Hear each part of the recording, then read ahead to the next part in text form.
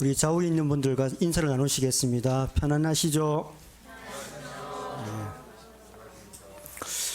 우리가 사용하는 단어 중에 안녕이란 말 있죠? 안녕. 안녕이 한자말입니까? 순수 국산말입니까? 예?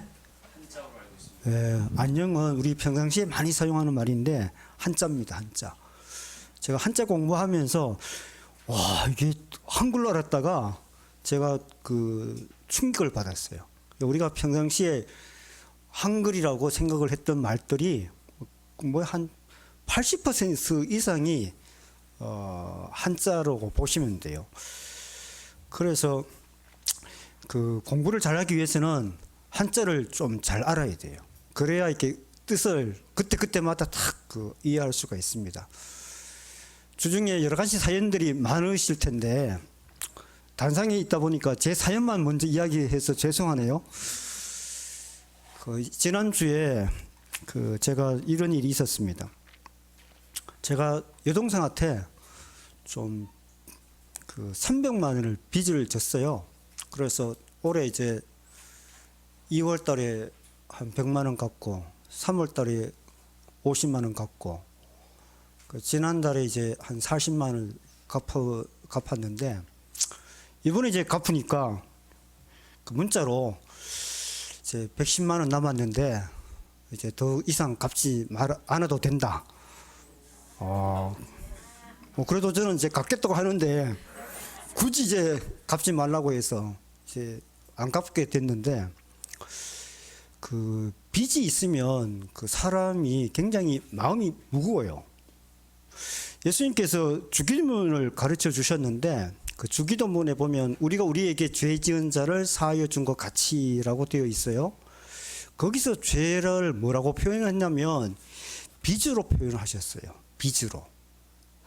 저는 신학교 공부할 때에 죄라고 하면 더 이렇게 은혜로울 것 같은데 빚으로 이렇게 표현을 하셨는데 이게 정확하게 표현을 하셨느냐라는 의구심이 있었는데 20살 때 그렇게 생각했지만 이제 저도 이제 빚을 져 보잖아요. 빚을 져 보니까 알겠더라고요. 죄라는 거는 우리들에게 엄청난 짐이 돼요. 그 짐을 벗길 때에 이렇게 자유롭죠. 우리가 예수님을 믿을 때에 죄 사함을 받는다고 하죠. 그게 뭐냐면 죄 사함을 받는다고 하면 굉장히 추상적이에요. 무슨 뜻인지 몰라요. 그렇지만 빚져본 사람들은 아실 거예요. 빚을 면제받았다 그러면 굉장히 홀가분하죠. 내가 죄 사함을 받았다고 하면 마음이 자유롭게 되고 홀가분해지는 거예요. 그게 이제 예수 믿는 은혜입니다. 그 은혜를 여러분과 제가 함께 누릴 수 있기를 바랍니다. 2021년도 10월 달에 취업을 알선해 주는 플랫폼 사람인이 1354명을 대상으로 해서 직장 내 세대 갈등에 대해서 조사를 했습니다. 그 조사 결과 77.2%가 세대 차이를 실감한다고 대답을 했습니다.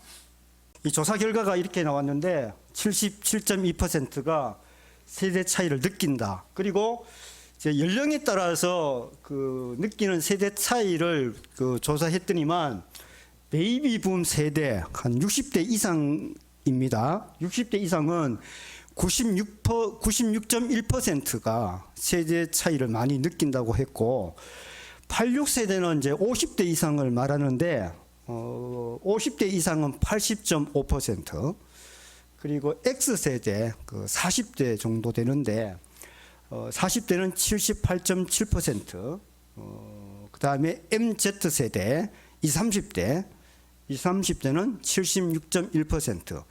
그러니까 지금 이제 우리나라 30대부터 60대까지 직장 생활하는 사람들이 많이 있는데 이 사람들이 거의 대부분이 이제 세대 차이를 느낀다는 거고 나이가 많으면 많을수록 세대 차이를 엄청 느끼고 60대 이상은 100명 중에 96명이 세대 차이를 느낀다는 조사 결과입니다.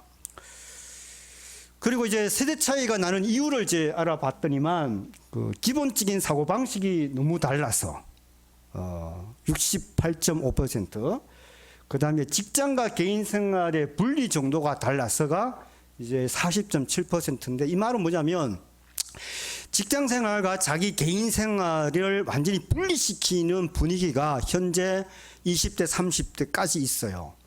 예전에 50대 우리들 나이에는 직장 생활에서 직장 생활이 우선이었어요. 가정 생활은 뒤로 하고, 회사에서 회사에서 무슨 일을 시키면 회사 일을 우선적으로 했어요.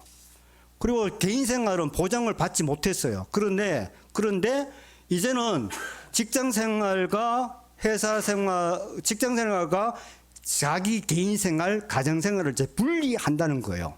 지금 젊은 사람들은 그런 생각을 많이 하고 있다는 거예요. 그 다음에 이제 세 번째는 일상적인 대화 주제가 달라서, 이것은 뭐 옛날이나 지금이나 이제 비슷할 것 같고, 그 다음에 의사소통 방식에서 차이가 나서 요즘 젊은 세대들은 그 의사소통하는 수단이 뭐죠? SNS, 뭐 카톡, 뭐 이렇게 페이스북 이런 것으로 의사소통을 많이 합니다. 제가 지난주에 들은 이야기 중에 이런 이야기 들었어요. 요즘은 젊은 사람들이 전화 받는 거 싫어한대요. 대신에 문자를 주면 된대요. 왜 그런가 곰곰이 생각해 보니까 그 이유가 있어요. 만약에 회사에서 상사가 전화를 하잖아요. 그러면 전화할 때의 그 목소리 톤이 어떻습니까? 지시적이죠. 지시적. 부담되죠. 근데 문자로 주면 뭐예요? 같은 지시라도 그냥 문자 보고 하면 돼요. 근데 전화 통화를 하면 이 회사 상사니까 부드럽게 이야기하겠어요? 그런 사람 있으면 정말 양반이에요.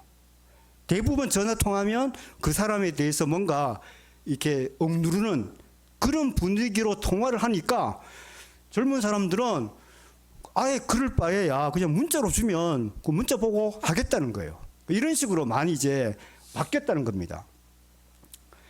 그 다음에 이제 회식에 대한 태도를 이제 보았는데, 지금 이제 베이비붐 세대하고 86세대, 이 사람들은 회식을 좋아하는 편이에요. 회사 단합을 위해서, 사원간의 어떤 단합을 위해서 회식이 필요하다, 이런 입장인데, X세대 40대는 어떻게 생각하냐면 회사 생활을 위해서 어쩔 수 없이 필요한 거다. 그 필요성을 못 느끼는 거예요. 그 다음에 이제 MZ세대는 어떻게 생각을 하냐면 불필요한 시간 낭비다. 이렇게 사람들이 생각하는 그 사고방식의 차이가 크게 나타나고 있습니다. 그러면 직장에서 세대 차이가 이렇게 많이 나는데 업무에 주는 영향에 대해서 조사를 했더니만 결과가 이렇게 나타났습니다. 업무에 어떤 영향을 주느냐? 부정적인 영향을 준다고 답한 사람이 64.2% 이렇게 나타났어요. 그리고 이런 부정적인 영향이 어떻게 나타나느냐? 그걸 알아봤더니만 첫 번째가 업무 동기 부여 하락, 두 번째가 이직이나 퇴사. 그러니까 세대 차이라는 게 회사를 다닐지 말지를 결정할 수 있을 정도로 큰 영향을 준다는 겁니다. 그 다음에 의사소통 단절로 성과가 감소된다. 회사는 업적을 남겨야 되는데 그 업적이 이렇게 감소될 수 있다는 말이에요. 그 다음에 네 번째가 업무 집중력이 떨어지고, 다섯 번째가 조직 충성도가 하락된다.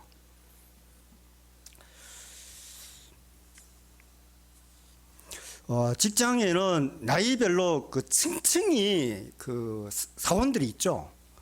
층층마다 이제 사원들이 있는데 이 세대 차이가 나면 이게 결과적으로 회사의 조직력, 또 사원들 간의 결속력, 또 업무의 어떤 성과, 이런 면에서 장애를 받게 되고 회사가 이렇게 좀 발전하는데 발목이 잡히게 됩니다. 이 세대 차이는 직장에만 있는 것이 아니라 가정에서도 있습니다. 사회가 급격하게 발전되면서 이 부모와 자녀들 사이에도 세대 차이가 있습니다. 대체적으로 세대 차이는 세대 갈등을 낳고 세대 갈등은 세대 분쟁, 세대의 분열을 낳습니다. 세대 차이를 많이 느끼는 사람들에게 새길 만한 이런 명언이 있습니다. 늙은이들아, 젊은이들을 손가락질하지 마라. 너희들이 걸어온 길이다. 젊은이들아, 늙은이를 욕하지 마라. 너희들이 곧 가야 할 길이다. 세월이 바뀌면, 세대가 바뀌면 이 세대 차이는 늘 존재해왔던 것이고, 아랫사람은 윗사람을 보고 윗사람은 아랫사람을 보고 이렇게 손가락질을 할 필요가 없다는 거예요. 복음의 특성들 중에 하나가 세대 차이입니다. 복음은 천국 복음과 십자가의 복음 두 가지가 있는데 두 가지 종류의 복음을 비교해 보겠습니다. 복음의 두 가지 종류가 있죠. 첫 번째가 천국 복음인데 마태복음에 기록되어 있고 제가 지금 설교하고 있는 그런 주제예요. 두 번째 복음이 십자가의 복음인데 십자가 복음은 이제 바울 편지에서 많이 이제 기록이 되어 있고 특별히 로마서가 십자가 복음의 정수가 기록되어 있어요. 제가 나중에 십자가 복음에 대해서 설교할 기회가 있으면 좋겠는데 이 십자가 복음을 제가 분명하게 알고 있기 때문에 이 천국 복음에 대해서 지금 제가 설교를 드릴 수가 있는 겁니다. 이 전도자가 천국 복음의 전도자는 예수님이죠. 그리고 십자가 복음의 전도자는 바울이죠. 그 다음에 이제 구원 방식이 천국 복음에서는 회개하라 천국이 가까이 왔느니라. 이 구원 방식이 회개입니다. 근데 이 십자가 복음에 있어서는 그 구원 방법이 믿음이죠. 믿음. 자, 우리 이 부분 같이 읽어보시겠어요? 시작. 내가 복음을 부끄러워하지 아니하노니 이 복음은 모든 믿는 자에게 구원을 주시는 하나님의 능력이야. 먼저는 유대인에게요 그리고 헬라인에게로다. 자, 여기 믿음. 여러분들한테 질문을 할게요. 이 바울 편지에서 구원을 받는 방법으로서 회개하라는 가르침이 있겠어요, 없겠어요? 회개란 말, 바울 편지에서 한 번도 안 나옵니다. 회개란 말은 복음서에 나와요. 바울 편지를 읽으시면서 회개하라는 말, 그 말을 찾으시면 저한테 가져오세요. 한마디도 안 나옵니다. 이렇게 달라요. 그리고 구원받는 과정에서 우리가 어떻게 살아야 되느냐, 그 삶의 방식에 있어서는 예수님은 열매를 맺는 순종의 삶을 강조를 하시죠. 그래서 어떤 사람이 천국 문에 들어갔을 때에 그 문을 열어주지 않아요. 예수님께서 문을 열어주지 않는데 그러면서 바깥에 있는 사람한테 뭐라고 이야기하냐면 게으르고 악한 종이라고 불러요. 게으르고 악한 종. 그 삶의 열매가 없다는 이야기예요.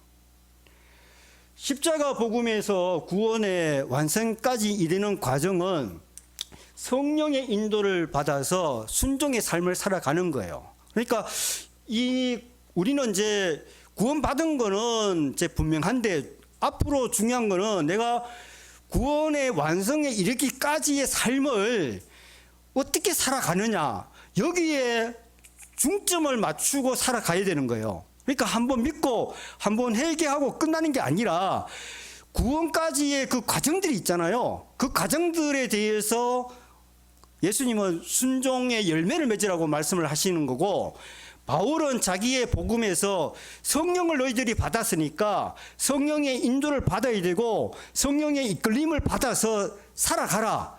그것을 이제 강조하고 있는 겁니다. 그 다음에 이제 복음의 특성을 보시면 천국 복음은 이렇게 되어 있죠. 나로 말미암아 실족하지 않는 자는 복이 있도다. 자, 그리고 이게 십자가 복음은 우리는 십자가에 못 박힌 그리스도를 전하니 우리 유대인에게는 거리끼는 것이요 이방인에게는 미련한 것이로다. 여기 보면 이제 실족한다. 그리고 거리낀다. 이 두 말이 우리말로 보면 완전히 다르죠. 실족한다는 것은 발을 헛디딘다는 말이고 거리낀다는 것은 마음이 불편하다는 말이에요. 근데 원어는 똑같은 말이에요. 원어는 뭐냐면 걸림돌이란 말입니다. 실족이란 거는 걸려서 넘어진다는 거예요. 거리낀다는 것은 걸림돌이에요. 십자가 복음이나 천국 복음이 똑같이 세상 사람들에게 걸림돌이 된다는 겁니다.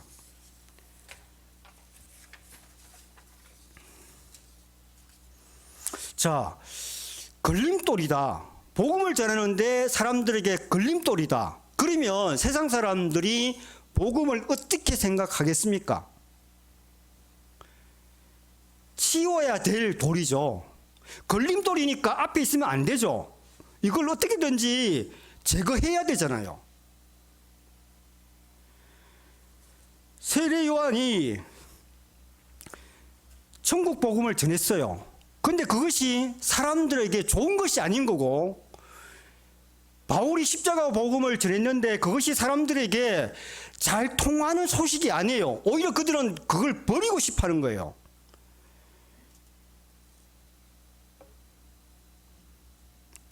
제가 신학교 후보생 시험을 칠 때 있었던 일입니다. 교회들에 자동차가 주차하지 못하도록 이제 곳곳에 볼라드를 세워두고 그 볼라드를 줄로 이렇게 이어놨어요. 줄 높이가 한 50에서 60cm 정도 되었는데 자판기에서 커피 한 잔을 이제 빼고 이제 그 교회 뜰러 가는데 이 줄을 좀 쉽게 생각했어요. 줄을 넘다가 발등에 줄이 이렇게 걸려서 그 앞으로 까당하고 넘어졌어요. 까당하고 이 몸이 바닥에 찰싹 엎드러질 정도로 이렇게 오지게 넘어졌어요. 커피는 완전히 이제 쏟아졌고 시멘트 바닥이어서 온몸이 막 얼얼한 거예요. 그리고 5분 동안 얼마나 아팠던지 정신을 차리지 못했어요. 그리고 나서 이 줄을 보고 진짜 원망했어요. 걸림돌, 우리를 방해하는 거 좋아하는 사람 없고 우리는 디딤돌을 좋아하지 걸림돌을 좋아하지 않습니다. 예수님께서 아이들이 노는 놀이에 빗대서 이 세대 사람들을 비판을 하셨어요. 두 그룹의 아이들이 있습니다. 두 그룹 아이들 이렇게 있는데 이 한쪽 그룹에서 춤을 추고 뭐 피리를 불고 북을 치고 이렇게 해요.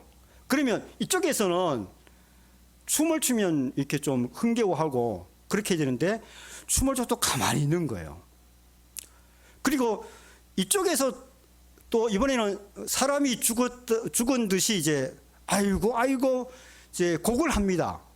그러면 곡소리가 나면 마음이 이렇게 감동이 되고 거기에 반응을 해야 되잖아요. 근데 곡소리를 해도 이쪽 애들은 아무 반응이 없고 멀뚱멀뚱 그렇게 있는 거예요.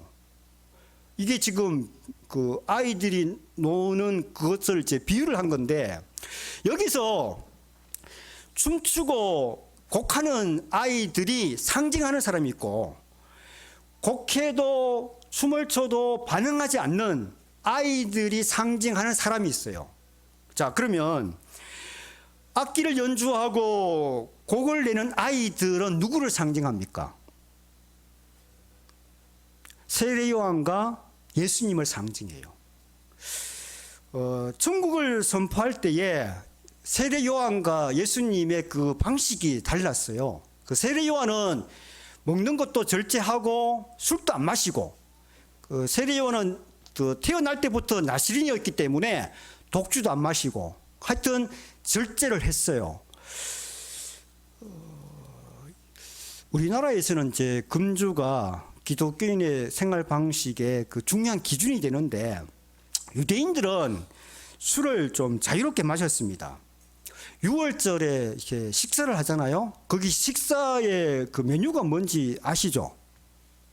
6월절 식사 메뉴. 빵, 또 술이에요, 술. 술은 음식으로 먹었던 거예요. 근데 세례 요한은 다른 사람들이 즐기는 것들을 즐기지 않고 금욕을 한 겁니다. 그러면 왜 세례 요한이 하늘나라를 이렇게 선포하면서 금욕을 했느냐? 왜 그랬을까? 그 천국의 긴박성 때문에. 천국이 지금 오고 있는데 이것을 준비하도록 지금 급하다는 거예요. 응급 처치를 해야 되는 상황인 거예요. 그러니까 세례 요한은 자기 스스로가 절제를 하고 금욕을 한 겁니다. 그런데 반면에 예수님께서는 맛있게 먹고 또 술도 마시고, 술 마시다고 하니까 좀 이상하지 않으세요? 술도 마시고, 유대인들은 일주일에 2번씩 그 금식을 했습니다. 수요일과 금요일에. 그런데 예수님께서는 제자들한테 금식을 시키지 않았어요. 왜 이렇게 예수님께서는 이제 세례 요한과 다른 방식으로 했느냐? 그야말로 아이들 중에 춤추고 악기를 부는 그런 편을 선택을 하신 건데 왜 그렇게 하셨느냐? 천국이 주는 기쁨과 해방의 즐거움 때문에 그렇습니다. 천국이 우리들에게 즐거움을 주고 있는 것이라서 예수님은 맛있게 먹고 맛있게 마시고 이렇게 하신 거예요. 그러면 악기 소리와 곡 소리에 그 전혀 반응하지 않는 아이들은 누구를 상징합니까? 세상 사람들. 세례 요한이 금욕을 하면서 천국의 절박함을 외쳤지만 세상 사람들은 이 세례 요한 외침에 전혀 움직이지 않았습니다. 그들은 세례 요한을 사정없이 비난했습니다. 자, 그 비난이 18절에 나와 있어요. 자, 18절을 같이 읽어 보시겠어요? 18절 같이 읽어 보시겠습니다. 시작.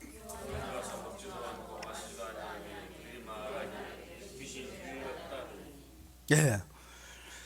금욕했는데 저 사람은 귀신 들렸다. 그러니까 세상 사람들은 조금도 그 천국 소식을 받아들이고 싶지 않았던 겁니다. 또 예수님께서는 기쁘고 즐거운 그 천국을 전하시는데 힘썼는데 사람들은 예수님의 전도에도 마음을 두지 않았어요. 그들은 세례 요한 비판 이상으로 예수님을 비난을 했습니다. 자, 19절을 보시겠어요? 19절 시작.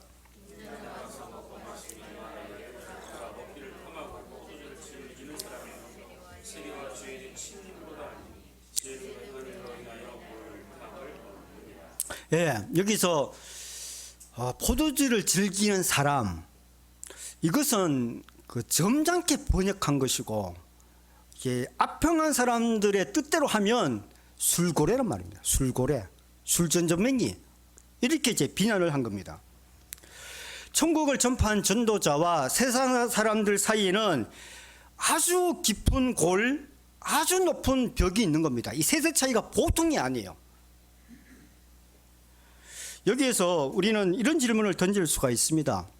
세례 요한이 세례를 줄 때 많은 사람들이 몰려오지 않았느냐?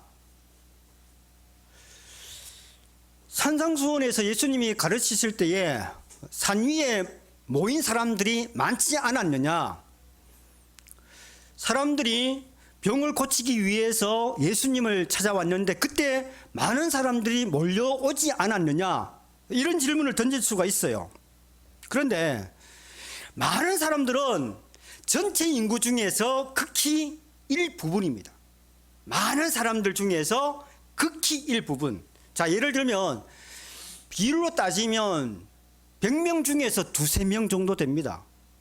자, 10,000명 중에서 2%, 3%라고 하면 200명 내지 300명 되죠. 100명에서 두세 명이면 100명을 100으로 더 하면 2명은 200명이 되고 3명은 300명이 돼요. 그러면 이 300명이 작은 수예요, 큰 수예요? 예? 굉장히 많은 수입니다. 우리 교회에서 1, 2부 예배에 합쳐서 몇 명 나오죠? 4, 50명 나오죠. 4, 50명 한 목에 한 자리에 모이면 많은 숫자에 적은 숫자예요. 우리는 아주 이상한 생각을 하는데 초대형 교회, 대형 교회를 생각하죠. 교회 출석 성도가 100명만 모이면 중형교회입니다. 중형교회. 우리는 지금 한 50명 되니까 우리가 많다는 걸 모르죠. 어쨌든 핵심은 뭐냐면 예수님을 따랐던 사람들이 많이 모이기는 했지만 그 많이 모인 사람들은 전체 인구 중에서 일부분이에요. 일부분. 예수님이 천국 복음을 전하실 때 그 중심 무대가 가버나움이었습니다. 가버나움은 이제 갈릴리 호수 해변에 있는 마을입니다.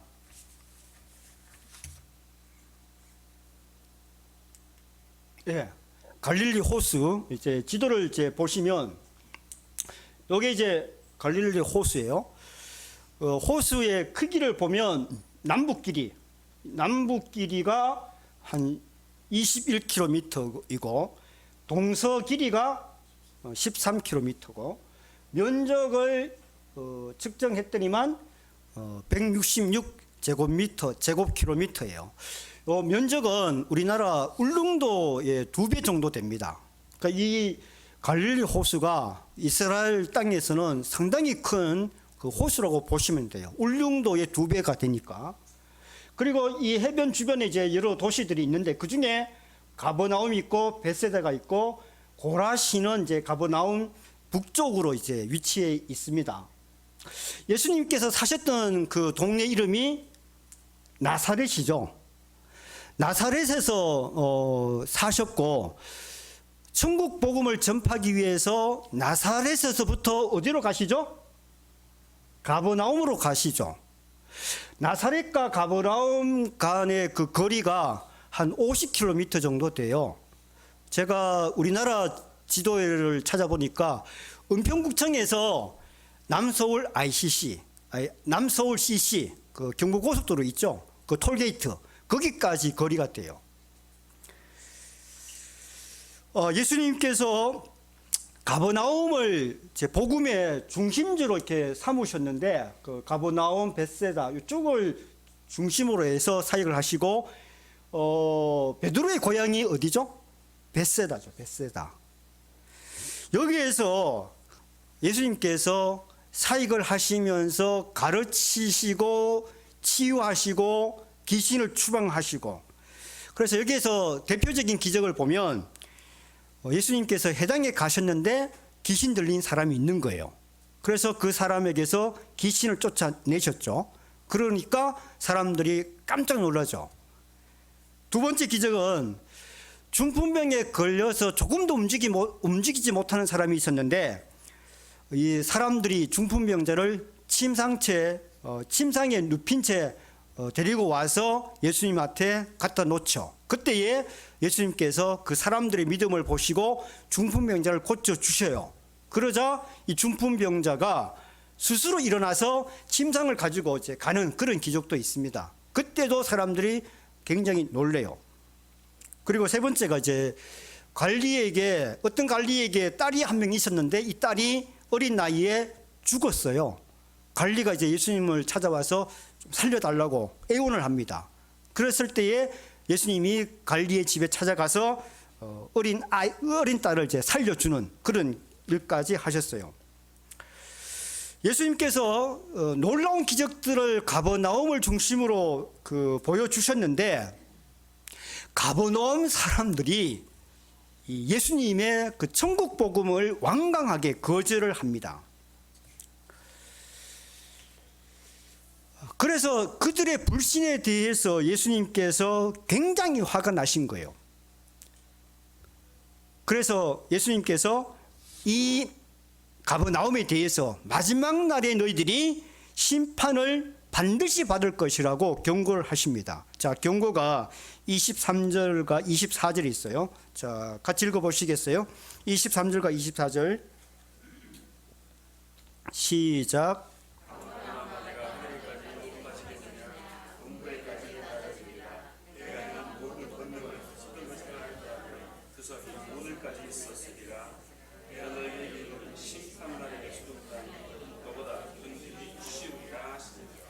예, 여기 보면 내가 하늘에까지 높아지겠느냐 음부에까지 낮아지리라. 음부라는 거는 땅의 제일 깊은 곳을 말합니다. 그러니까 하늘과 음부는 이제 완전히 반대되는 그런 단어죠.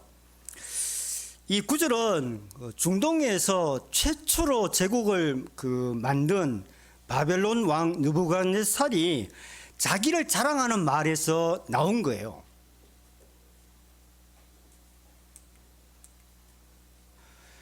이사야 13장에 바벨론 왕이 자기에 대해서 말한 내용입니다. 자, 내가는 누구냐면 바벨론 왕 느부갓네살이에요. 자, 이 부분을 같이 읽어보시겠어요? 시작. 내가 평소에 늘 장담하더니 내가 가장 높은 하늘로 올라가겠다.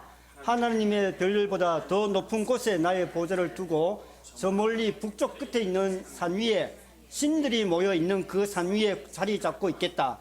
내가 그저 구름 위에 올라가서 가장 높으신 분과 같아지겠다 하더니, 이게 바벨론 왕이 자기 자신에 대해서 평상시에 생각하고 있었던 사고 방식이에요.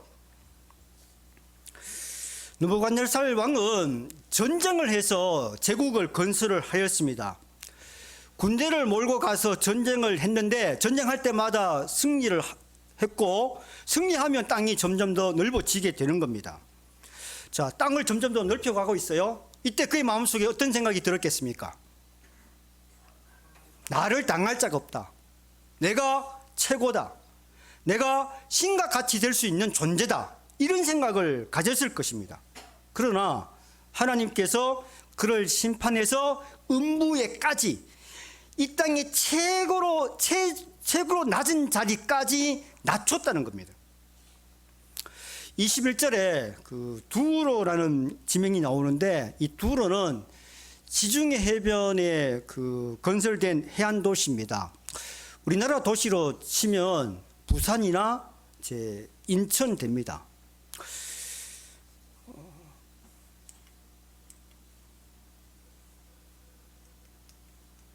자, 두로 제 지도를 보시면 왼쪽에 지중해 보이죠? 이 바다입니다, 바다. 그리고 해안을 보시면 이 도시가 있죠. 두로라는 도시, 그리고 시돈이라는 도시. 그러니까 해안에 있다 보니까 무역을 잘 할 수 있는 위치에 있어요. 그래서 이 두로와 시돈은 무역을 통해서 장사해서 돈을 많이 번 도시입니다. 해안 도시. 우리나라에서 지금 이제 서울 다음으로 이렇게 번창한 도시가 어디죠? 부산과 인천이에요. 그러니까 해안에서 거래를, 무역을 하면서 돈을 많이 버는 곳이에요. 예수님께서 가버나움에서 사역을 하셨고 두로에까지도 가신 적이 있으세요. 이 가버나움에서 두로까지 거리가 한 60km 정도 되는데, 이 거리는 은평구청에서부터 경부고속도로를 타고 내려가면 이제 수원 싱글 IC 있죠. 그 정도 거리가 된다고 보시면 돼요. 예수님께서 두로를 방문을 하신 적이 있었는데, 이때에 귀신을 추방하는 기적도 일으키셔요. 가나안 여인 들어보셨죠? 가나안 여인에게 귀신 들린 딸이 있었는데, 이 여인이 그 딸이 워낙 이제 고생을 하고 딸 때문에 이제 집안이 이제 망가지니까 예수님을 만나고는 예수님께 고쳐달라고 이제 간절히 원하죠. 그런데 예수님께서 거절을 하죠. 몇 번? 첫 번째도 거절하고 두 번째도 거절하고 세 번째 가서야 이 가난안 여인의 믿음을 보시고 고쳐주세요. 이 여자의 믿음이 큰 것에 감복해서, 그게 두로입니다. 이 두로는 그야말로 무역을 해서 돈을 많이 번 도시인데, 돈을 많이 벌면 사람이 어떤 마음을 가지겠어요? 내가 최고다, 내가 최고다, 이런 마음이 드는 겁니다. 두로 역시 교만 때문에 그 하나님의 심판을 받았어요. 에스겔 선지자가 그 두로의 그 심판을 이야기합니다.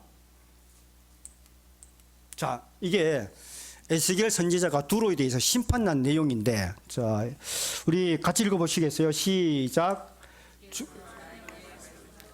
사람아, 두로의 통치자에게 전하여라. 나 주 하나님이 이렇게 말한다. 너의 마음이 교만해져서 말하기를 너는 내가 신이라고 하고 내가 바다 한가운데 신의 자리에 앉아 있다고 한다마는, 그래서 내가 마음속으로 신이라도 된 듯이 우쭐댄다마는 너는 사람이요 신이 아니다. 너는 다니엘보다 더 슬기롭다. 아무리 비밀스러운 것이라도 내게 드러나지 않는 것이 없다. 너는 지혜와 총명으로 재산을 모았으며 내 모든 창고에 금과 은을 쌓아 놓았다. 너는 무역을 해도 큰 지혜를 가지고 하였으므로 내 재산을 늘렸다. 그래서 내 재산 때문에 내 마음이 교만해졌다. 예. 돈을 많이 벌었어요. 그런데 두로가 돈 때문에 교만해진 거예요. 그리고 하나님께서 어떻게 하셨는가 보시겠어요? 자, 그러므로 시작. 그러므로 주 하나님이 말한다. 내가 마음속으로 신이라도 된 듯이 우쭐대니 내가 이제 이방 사람들 가운데서도 가장 잔인한 외국 사람들을 데려다가 너를 치게 하겠다. 그들이 칼을 빼서 내 지혜로 성취한 아름다운 상품을 파괴하고 내 영화를 더럽힐 것이다. 그들이 너를 구덩이에 내던지면 너는 맞아 죽는 사람처럼 바다 한가운데서 죽을 것이다. 너를 죽이는 사람들 앞에서도 내가 신이라고 내가 감히 말할 수 있겠느냐? 내가 사람들의 속에 찔려 죽을 것이다. 너는 사람이요 신이 아니다. 두로는 나는 신이다 라고 하는데, 하나님은 두로를 향해서 뭐라고 합니까? 너는 사람이다.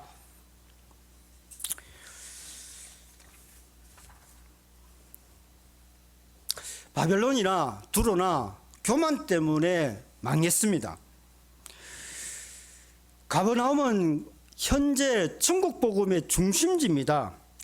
예수님의 모든 기적들이 가버나움과 그 일대에서 이루어졌습니다.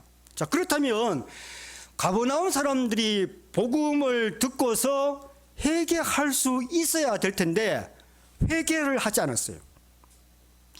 그들은 바벨론 왕처럼 하늘 높은 줄 몰랐던 겁니다.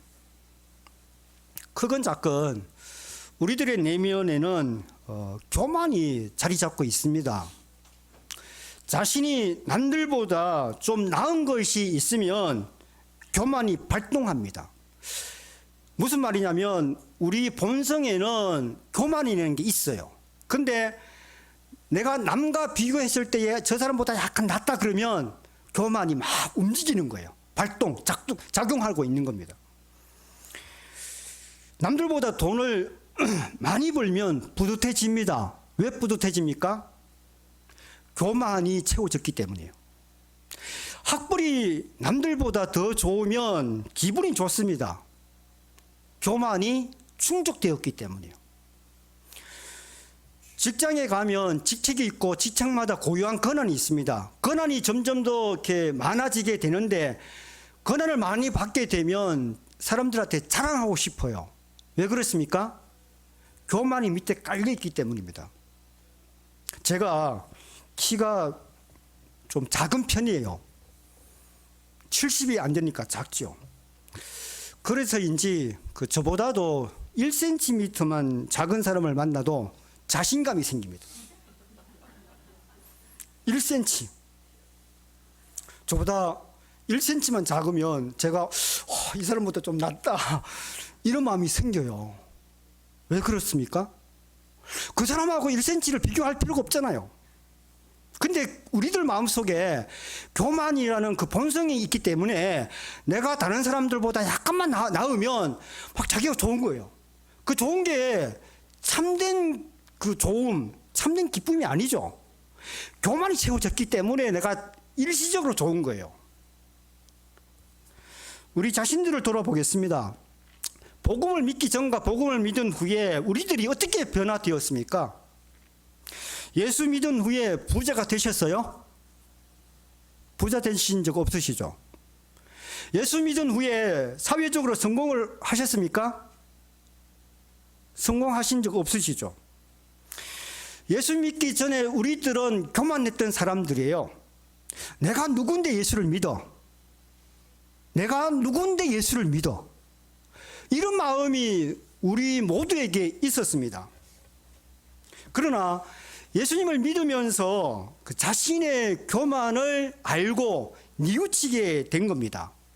교만을 회개하는 순간에 우리들이 한량없이 자유롭게 되었고 기뻤어요. 그 부분, 회개할 때에 하나님께서 주시는 그 기쁨이 있었던 겁니다.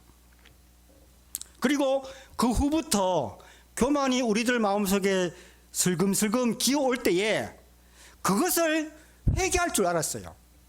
예전에는 내가 교만한지도 몰랐고 교만이 들어올 때 그것을 물리칠 줄도 몰랐는데 예수 믿고 나서 교만이 이렇게 조금씩 우리에게 들어올 때 이게 교만이구나, 이거 물리쳐야 된다, 이거 뿌리쳐야 된다, 이렇게 하고 그것을 물리칠 수가 있게 된 겁니다. 이것이 그 성도들의 생활에서 큰 변화예요. 교만은 언제든지 우리들 마음속에 비집고 들어옵니다. 순간순간 그때마다 우리 성도님들이 그것을 예수님 안에서 물리치실 수 있기를 바랍니다. 둘째 질문은 예수님께서 왜 소돔보다 가버나움이 더 가혹한 심판을 받는다고 경고하셨는가? 자, 24절을 같이 읽어보시겠습니다. 24절 시작.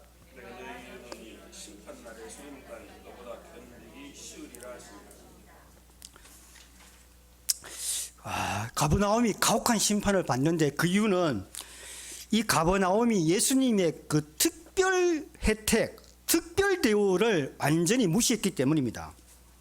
소돔은 동성애 때문에 하나님의 심판을 받은 도성으로 그 성적인 타락의 상징입니다. 소돔성에 롯이 살고 있었죠. 그 하나님의 천사가 소돔성이 정말로 제약이 많은지 그걸 관찰하기 위해서 롯의 집을 방문을 했습니다. 이때 롯이 그 하나님의 천사를 잘 영접을 하고 환영을 해 주었어요.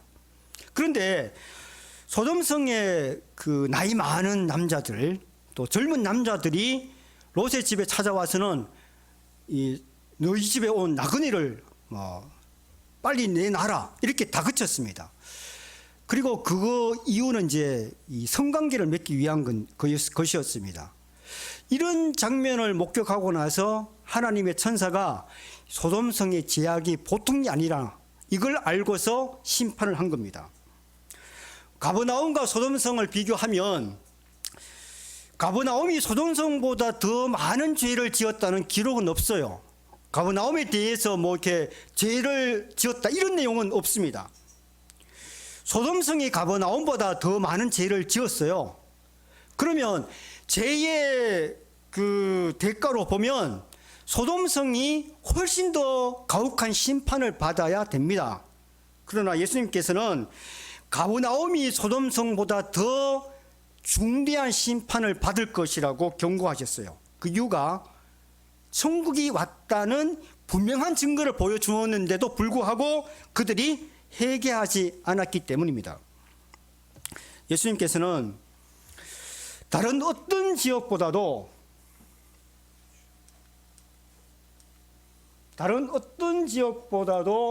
이 가버나움에서 기적을 많이 행하셨어요.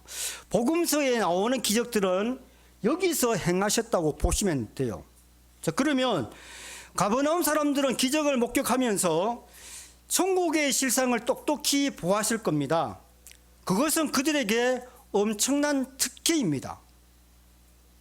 그들이 이 특혜를 받았으면 회개를 했어야 될 텐데 회개하지 않으니까 너희들은 소돔성보다도 더 나쁘다, 이렇게 판단하신 겁니다. 최근에는 부모님의 그 재산이 그 형제 자매들에게도 똑같이 이렇게 분배가 됩니다.